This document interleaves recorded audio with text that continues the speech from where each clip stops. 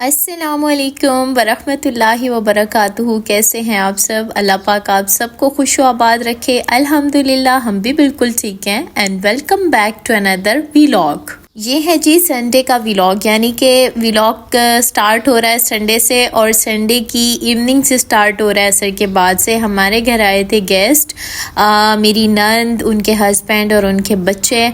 तो बस इस टाइम उन्हीं के लिए थोड़ी चाय वगैरह का इंतज़ाम किया। उसके बाद अम्मी लोग आ गए थे, यानी कि अम्मी और मेरे दो देवर जो हैं वो आ गए थे। तो काफ़ी रौनक लगी हुई थी घर में।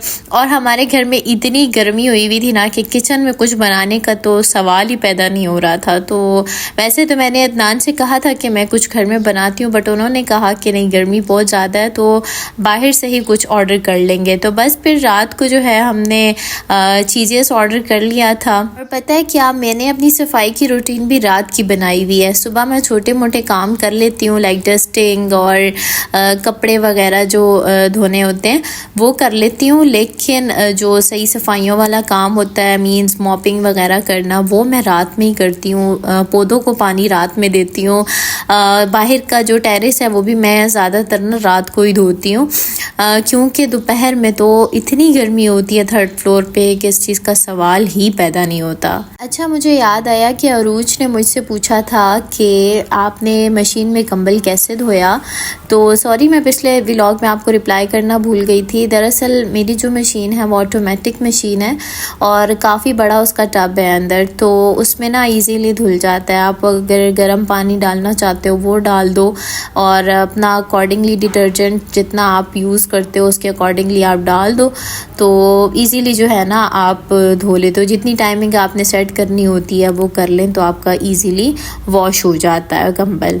अच्छा, मौसम ने अचानक टर्निंग पॉइंट लिया और खूब गरज चमक के साथ बारिश हुई। पहले तो आंधी थी, काफ़ी मिट्टी आई और हम लोग साथ साथ जो है वो क्लीन करते रहे, लेकिन काफ़ी ज़्यादा मिट्टी ने अपना बसेरा डाल दिया था। तो जैसे ही बारिश थोड़ी थमी उसके बाद हमने बाहर बैठ के थोड़ा इन्जॉय किया, बातें शातें हुई सबके दरमियान और फिर आइसक्रीम इन्जॉय वगैरह की। और बस खाने के बाद सब लोग अपने घरों की तरफ रवाना हो गए थे। और वो जल्दी जाने का मेन रीज़न ये था कि बच्चों ने सुबह जाना था स्कूल। मेरी नंद के बच्चे जो हैं उन्होंने सुबह दोनों ही स्कूल गोइंग है, तो ज़ाहिर है स्कूल वाले बच्चों की एक रूटीन सेट हुई होती है और मेरी नंद ने उनकी रूटीन सेट की हुई है कि किस टाइम उन्होंने सोना है, किस टाइम उन्होंने सुबह उठना है। अदरवाइज़ अगर वो ये रूटीन फॉलो ना करें तो फिर सुबह बच्चे जो है ना बहुत तंग करते हैं, इसीलिए वो लोग जो है ना ज़रा जल्दी चले गए थे। अच्छा खैर ना, इस मिल्क की मैं आपको एक स्टोरी सुनाती हूँ कि जब हम सऊदीया गए थे ना उम्रा के लिए, तो वहाँ पर ना एक चॉकलेट मिल्क होता था जो कि मुझे बहुत पसंद था और मैंने वहाँ वो बहुत इंजॉय किया। तो यहाँ पर ना मुझे वो वाला मिल नहीं रहा था। आज अदनान मेरे लिए ये लेकर आए थे, कहते ये ट्राई करो अगर पसंद आता है तो। लेकिन ये जो था इसमें बेसिकली कॉफ़ी का टेस्ट था और वो टेस्ट नहीं था जो कि सऊदीया में था, तो मैंने उस टेस्ट को ना बड़ा मिस किया। अच्छा खैर, अचानक ही ना बाहर जालाबारी की आवाज़ आई और मैं तो बहुत एक्साइटेड हो जाती हूँ क्योंकि मुझे बर्फ़ इतनी पसंद है कि कांट एक्सप्लेन।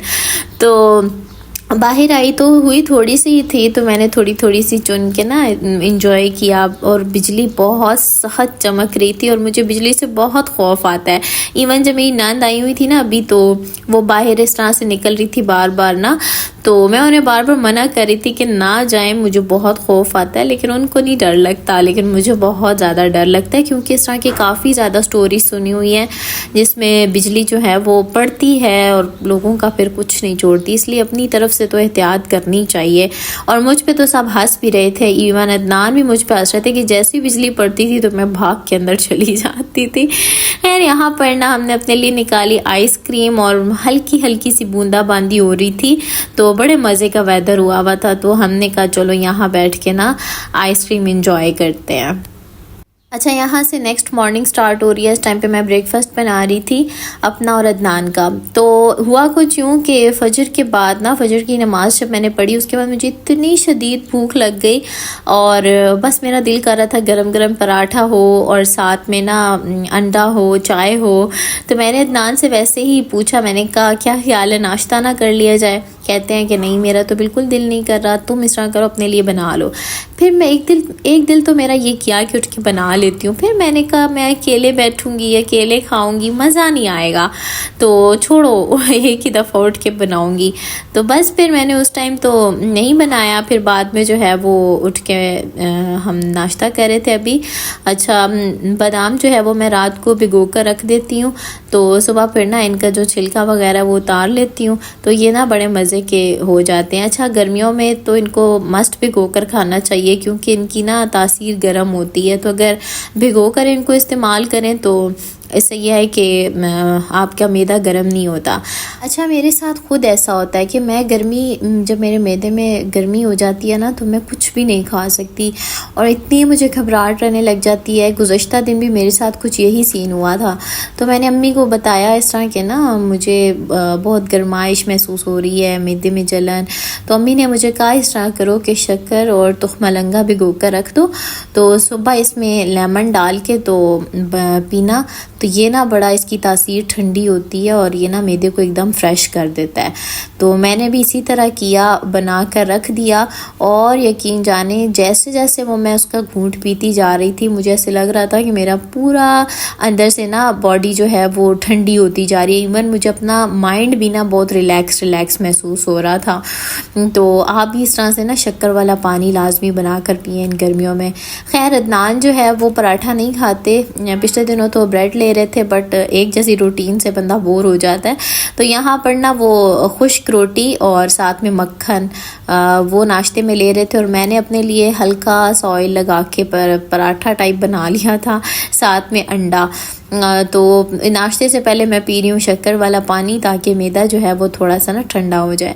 आजकल अदनान ने अंडे खाना छोड़े हुए हैं क्योंकि बहुत गर्मी है, लेकिन मैं एक आध अंडा जो है ना वो नाश्ते में लाजमी खा लेती हूँ। नाश्ते के बाद असल काम था सफाइयाँ, क्योंकि इतनी मिट्टी, वैसे तो मैंने आपको बताया कि मैं रात को सफाइयाँ करती हूँ, लेकिन आज ये हालात आप चेक कर लें ज़रा, इतनी डस्ट थी, इतनी मिट्टी थी कि मुझे देख देख के मेरे दिल को होल उठ रहे थे।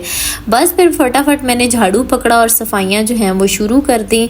पौधे बेचारे, हालांकि रात को बारिश हुई थी लेकिन इसके बावजूद आज इतनी धूप निकली थी ना, तो सारे पौधे जो हैं वो डल हुए थे। तो बस फिर मैंने सारी सफाइयाँ वगैरह शुरू कर दी। अच्छा, मुझे एक कमेंट आया था कि आप की फ़ैमिली कहाँ होती है, आप कहाँ से हैं। तो बेसिकली जो है मैं अटक से बिलोंग करती हूँ, मेरी फैमिली अटक में होती है और मेरी शादी जो है वो रावलपिंडी में हुई है। तो अब जो है मैं पिंडी में रहती हूँ, ठीक है। और मेरे इन लॉज जो हैं वो हमारे घर से एक आध घंटे की डिस्टेंस पे रहते हैं और हमारा मेन मकसद अलग रहने का ये था कि अदनान का जो है वो बिज़नेस इधर था जहाँ पे अभी हम रहते हैं, तो उनको ना उधर से आने में बहुत ज़्यादा ज़ाहिर प्रॉब्लम्स वगैरह होती थी। ज़ाहिर है मौसम की अपनी गर्मी सर्दी होती है, तो वो जो है इंसान को प्रॉब्लम होती है पहुँचने में।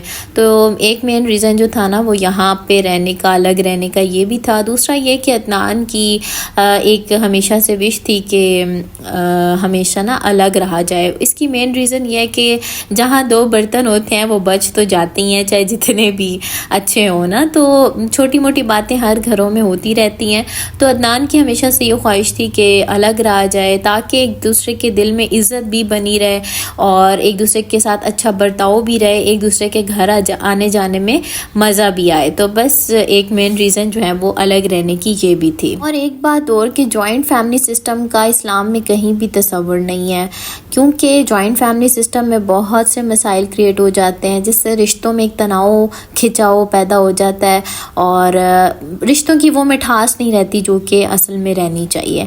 तो कभी कभार मिलने में जो मज़ा होता है वो हमेशा हर वक्त का साथ रहने में मज़ा नहीं होता। तो बस ये है कि हम लोग मिलते जुलते रहते हैं, कभी वो लोग आ जाते हैं, कभी हम लोग चले जाते हैं, क्योंकि संडे अदनान का भी ऑफ होता है और बाकी भाई लोगों का भी ऑफ होता है, तो हम लोग चक्कर लगाते रहते हैं या वो लोग आ जाते हैं। क्योंकि अदनान को गैदरिंग का बहुत ज़्यादा शौक़ है, तो इस वजह से ना हम लोग अक्सर गैदरिंग करते रहते हैं। और मेरी नैंद इस्लामाबाद में होती हैं, तो अक्सर हम लोग जो है उनके घर भी ना चक्कर लगाते रहते हैं। तो ये है कि माशाल्लाह काफ़ी अच्छा सिस्टम है। अच्छा, आज एक और बात बात आपसे कहती हूँ कि अपनी ज़िंदगियों में ना खुशहाली लेकर आएँ, बिला वजह अपने ऊपर संजीदगी और डिप्रेशन तारी ना करें। बिलाशुबा इंसान मायूसी की कैफियत का बहुत दफ़ा शिकार हो जाता है, लेकिन आप कसरत से ज़िक्र इलाही करें तो इससे आपके दिल को सुकून मिलेगा। और मुस्कुराना तो सुन्नत नबवी सल्लल्लाहु अलैहि वसल्लम है, तो मुस्कुराएं और ज़िंदगी को जिएं। अल्लाह ताला ने आपको जो नेमत दी है उस पर खुशी का इजहार करें। तो खैर यहाँ पर ना मैं अपनी सारी सफाइयाँ डन कर चुकी थी और इतनी दिल को तसल्ली मिलती है ना जब सारे काम हो जाते हैं। साथ मैंने सारे कपड़े वगैरह भी वॉश कर लिए थे और सहन भी सारा वॉश कर लिया, पौधों को पानी दे दिया, अदनान के शूज़ वॉश करने थे वो भी वॉश कर लिए और अब ना मैं बहुत रिलैक्स फील कर रही थी। तो आई होप आपने वीडियो को एंजॉय किया होगा, तो वीडियो को मस्ट लाइक कीजिएगा और चैनल को सब्सक्राइब भी कीजिएगा। हमेशा खुश रहें, आबाद रहें, दुआओं में याद रखें। अल्लाह हाफिज़।